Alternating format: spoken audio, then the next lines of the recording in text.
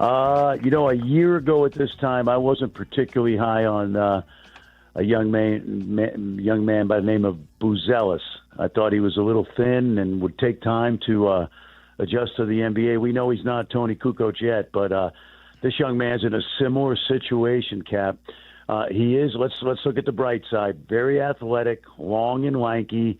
A very good open court player for a young player. He is young. Has he turned 19 yet? I'm not sure he has. He's still 18, yeah. Yeah, and he's going to have to fill out and develop, and I caught a little heat from Bulls Twitter because I said, this is the kind of pick that keeps you right in the middle of mediocrity in the sense that, and I'm not sure anybody could really raise the level of that Bulls roster right now. I realize there's a lot of things in play with Giddey and getting him signed and what to do with Kobe White, who keeps getting better and better. But in Noah, you've got a kid who very much could be a good NBA player in 2-3 years, but he's 198 pounds, and it's really hard to manage 82 games for a kid that slight. The other thing about the other negatives are, I'm not sure if he's a 3 or a 4. At 198, he's not playing inside, but he's got to shoot the ball better. Again, it's physical development right now. If you tell me at 22 he's going to be a very good NBA player, I would actually put good odds on that. But they're going to absolutely have to wait for him because of his, the lack of physicality playing in a grown man's league. I know business is business, Coach, but the whole thing of you leaving your team in the lurch, at a championship level, and I know he's going to get drafted, but how would that strike you as a coach, as a leader of men, that a guy decides, I'm going to bounce? Well, I checked with his agent yesterday, and he assured me that this was set up in advance by the team. And the other thing, now I didn't check this as a fact, but he said there was a delay in the German league playoffs that pushed everybody back. How many days, I'm not sure, Hood, but basically that he had the okay from the team. When I tweeted about it a few days ago, I was like everybody else who didn't know all the details and, thought that, that wasn't kosher, as we say.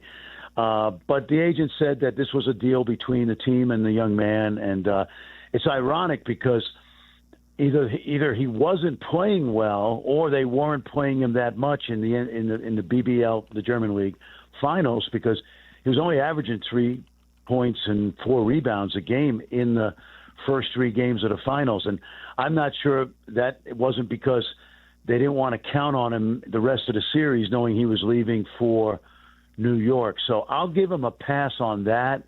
There's no indication that he's not a good young man, and I'm sure he is.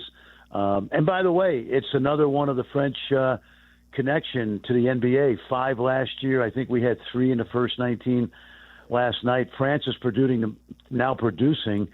We used to say Spain had the best league in Europe, but right now France is producing the most NBA talent, as we have seen in the last few years. Wemby. We can go back to Boris Diaw and Tony Parker. Those guys were kind of anomalies, but now 5 last year, and probably by the end of tonight, there'll be 5 more French kids drafted. So I'm not going to poo-poo the pick, except to say the physicality of the NBA is going to hit him smack in the face early, and then now he just has to, along with the Chicago Bulls, the coaching staff, the strength staff, they just got to get him stronger. In terms of where you see the Bulls from your seat, and you've got so many years of experience, I think it's pathetic that they now are asking for patience to take another step back. Where are you on the Bulls?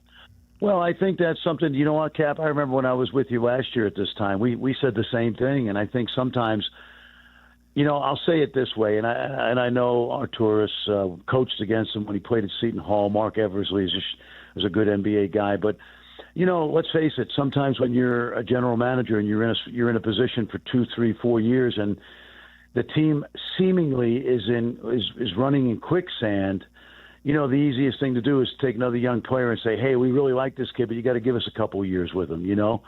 And I think that's where they are right now. And again, now they're stuck with a young team. Now they actually have, with Josh Giddey leading the way, hopefully they get him signed, they will. But, Buzelis and Kobe White's still a young player.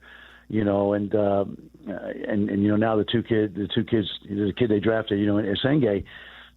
Yeah, they're going to say, well, yeah, we need a couple more years, but that's going to be years 6, 7, 8 coming up. So from my vantage point, I think now you're almost, as a Bulls fan, stuck in neutral and have to live and die with the fact that until these kids grow up a little more, they're going to be in mediocrity. They're going to be playing for the play-in game every year. They almost may have to call that the Bulls, the Bulls round.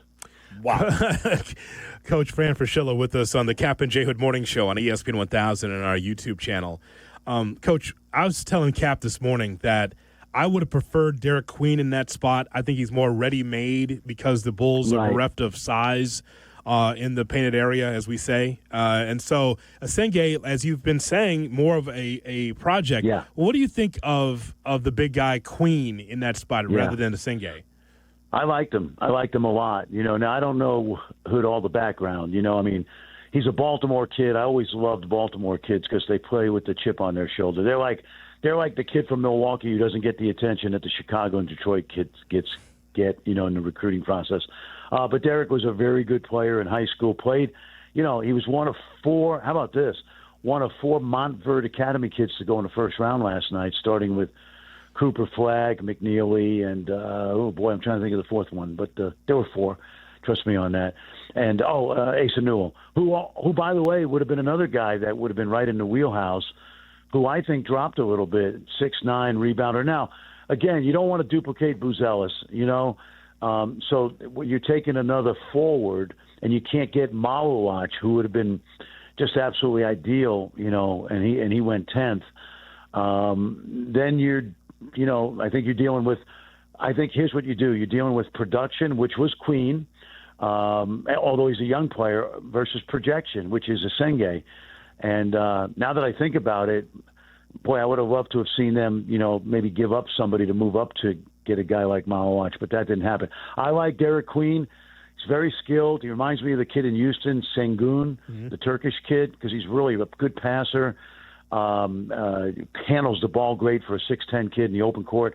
But I'm not going to say this wasn't a good move because I don't know the background that teams did on Derek. Not to say he's a bad kid. He is definitely not. But there was some question about his maturity and work ethic. And I hope that's not the case. I hope he turns out to be a very good NBA player. But so I'm going to give the Bulls a pass on that and say they probably did their homework. So we got a Windy City Bull. Yeah, the G League is going to get a good one. Yeah. Yeah, I think for a little bit. I mean, they're going to probably throw him into the fire, but this is a kid that's 100.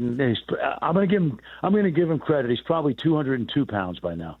Hey, wow. What was he on Rush Street? Yeah. When? When was he 200 pounds? He ate some pizza. You need to send him over to what's that? Lou Malnati's. You need to get Malnati's, of course. I knew you get that reference in there, Kap, and Gibson's too. Throw him a meal plan at Gibson's and free DoorDash Lou Malnati's. How's that? We'll fatten them up. Last thing before we let you go, if you were drafting at 12 last night, would it have been Queen, as Hoodie asked you? Would it have been the point guard from Illinois? Is there somebody that you saw still sitting there? You go, I would have done that. Well, again, it's all background info now. I'm not going to pick a guy without knowing everything about him. And so, on paper, from a distance, I love Derek Queen. I liked Asa Newell. I don't know if I liked him at 12, but and honestly, the young man Casper is from Illinois. I wasn't crazy about him because I couldn't see him getting by anybody without a screen and roll, Kap. Mm-hmm. I think NBA defenders really are going to get in his groove. I think Casper is a perfect backup point guard in the NBA. You guys remember Beno Udrih, Goran Dragic early in his career before he really hit stride and became an all-star.